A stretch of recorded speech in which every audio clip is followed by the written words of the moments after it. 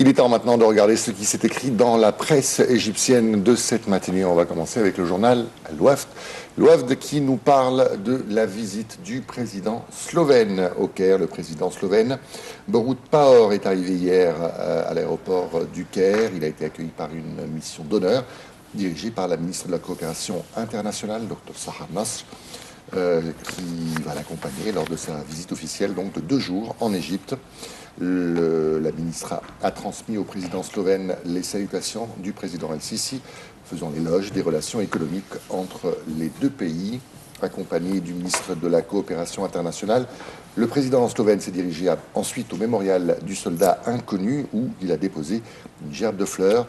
M. Pahor reçu au palais présidentiel par le président Abdel Fattah El-Sisi.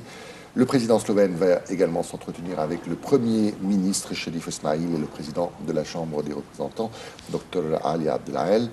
Il va aussi participer au Forum des hommes d'affaires égypto-slovènes avec la participation d'une délégation représentant 13 entreprises slovènes pour discuter des moyens de renforcer la coopération commune dans les domaines économiques et commerciaux entre les 2 pays.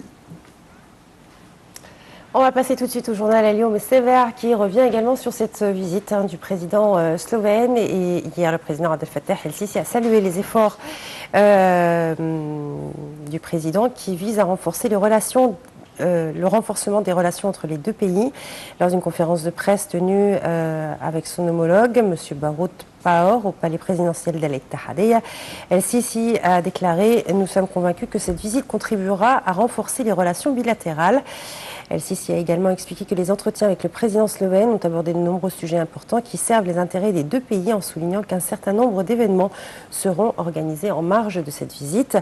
Pour sa part, le président slovène a déclaré que cette visite est une bonne occasion pour ouvrir de nouveaux horizons dans les relations entre les peuples et les nations de l'Égypte et de la Slovénie.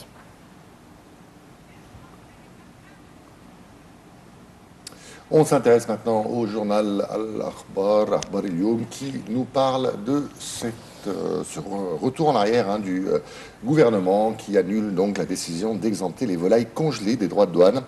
Le Premier ministre Sherif Esmail a annulé hier la décision du gouvernement d'exempter les volailles congelées des taxes et des droits de douane, une décision qui avait provoqué un tollé chez les producteurs de volailles locaux qui prétendent que cette mesure nuirait à l'industrie locale. La semaine dernière, le Premier ministre avait décidé d'exempter les volailles congelées importées des droits de douane du 10 novembre 2016 au 31 mai 2017. La décision a suscité la controverse en Égypte, comme les producteurs locaux de volailles qui ont rejeté la décision, la voyant comme une menace pour la production locale. Le chef du département des volailles à la Chambre du commerce du Caire, Abdelaziz Sayad, a de son côté déclaré que le Premier ministre avait tenu une réunion dimanche avec les chefs des industries avicoles locales pour discuter de leurs plaintes et de leur point de vue concernant cette décision. On va à présent voir ce qui s'est écrit dans le journal El Shroud et le ministre des Affaires étrangères, Sameh Shoukry, a poursuivi hier sa visite aux États-Unis, une visite qui vise à renforcer les relations bilatérales. Au cours de cette visite, Shoukry a déclaré que les pourparlers qu'il a tenus avec les membres du Congrès américain avaient été fructueux. Shoukry s'est également entretenu avec plusieurs hauts responsables américains, dont le chef du comité des services militaires de la Chambre des représentants, John McCain, ainsi que le chef démocrate chargé du comité des services armés au Sénat, le sénateur Jack Reed. Et hier également, il a rencontré la présidente du Fonds monétaire international, Christine Lagarde. Le journal El Masriyoum nous parle des exercices militaires entre l'Égypte et la Grèce. Des exercices appelés Médusa 2016. Des éléments des forces maritimes et aériennes égyptiennes se sont dirigés vers la Grèce pour participer donc aux exercices militaires conjoints Médusa 2016 qui se tiendront du 8 au 12 décembre courant, et ce dans le cadre du plan d'entraînement adopté par les forces armées avec les pays amis. Ces exercices militaires reflètent le développement du partenariat et de la coopération militaire entre les forces armées égyptiennes et grecques, également la coordination des efforts et l'action commune pour faire face aux défis qu'affronte la région en mer Méditerranée.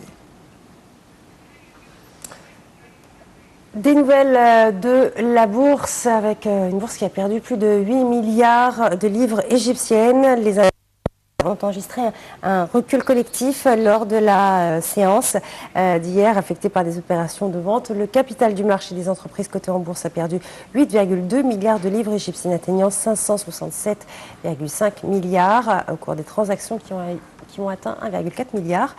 L'indice principal, le GX30, a perdu 1,76%. Les indices EGX 70 et EGX 100 ont respectivement perdu 1,77 et 1,66%. Grosse perte hier pour la bourse. Et on termine avec le journal El Maslium, une nouvelle qui devient récurrente maintenant, puisque chaque semaine, la première fois, à peu près, on entend cette rumeur que le Zamalek se retire du championnat.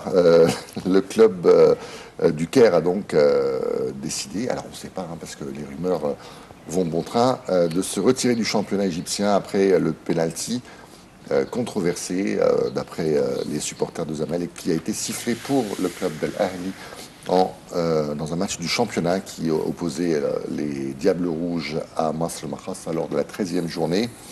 Le président de Zamalek, Murtada Mansour, a fait savoir que son équipe se retire à cause de l'arbitrage médiocre dans certains matchs de championnat, pointant du doigt le penalty sifflé donc en faveur d'Al Ahly. Murtada Mansour qui oublie quand même qu'il y avait 3 pénaltys contre Zamalek qui n'ont pas été sifflés dans le match juste avant. À noter que Zamalek occupe la 6e place à 14 points d'Al Ahly, mais compte 4 matchs en moins. C'est des petits joueurs quand même, parce qu'à chaque fois ils veulent se retirer du championnat. Aucune crédibilité à la fin. Allez, on va continuer à parler de sport, n'est-ce pas ? Comme on vous l'a expliqué tout au début de cette édition, on va s'intéresser au squash, qui est devenu un sport dans lequel l'Égypte est très performante. On a des champions de squash masculins, mais aussi féminins. Et récemment se tenait à Issy-les-Moulineaux, près de Paris, les championnats du monde par équipe dames. Il y en avait une belle équipe d'Égyptiennes qui ont affronté notamment les Anglaises et les Françaises. Et on a au téléphone avec nous le président de la fédération égyptienne.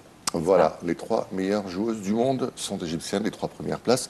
Donc nous avons normalement avec nous Monsieur Assem Khalifa, le président de la fédération de squash. Assem Bey, ça va khir. Bonjour.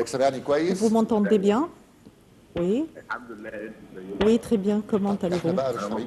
On vous entend mal, mais on essaie. Monsieur Assem, nos félicitations pour le championnat qu'a remporté à nos joueurs à Paris. Est-ce que vous vous attendez à cette victoire, que notre fille vont remporter ce score? Pour être très franc, j'avais beaucoup d'espérance que c'est la 3e fois que l'Égypte remporte le championnat, et l'Égypte l'a remporté déjà par la défaite de l'Angleterre. J'avais beaucoup de craintes pour l'équipe française parce que les supporters français étaient très courageants et encourageaient leur équipe. C'est le premier match qui s'est déroulé bien. Je vous entends. J'ai beaucoup d'espérance que nous allons remporter le prochain match parce que le supporter était très alarmante et les filles avaient beaucoup de craintes. Et aussi les fans français ont supporté notre équipe ou bien pas devant les Anglais. Je vous entends très mal. Je vous demandais, est-ce que les Français acclamaient notre équipe devant les Britanniques? Je crois qu'il y a une erreur technique. On va vous contacter une autre fois parce qu'il y a... Voilà. Alors on a un tout petit problème avec le son. On va juste arranger un petit peu cette histoire de son et on va continuer la conversation bien évidemment avec le président de la fédération égyptienne de squash. On va juste vous présenter une chanson, le temps donc de remédier à ces petits problèmes techniques.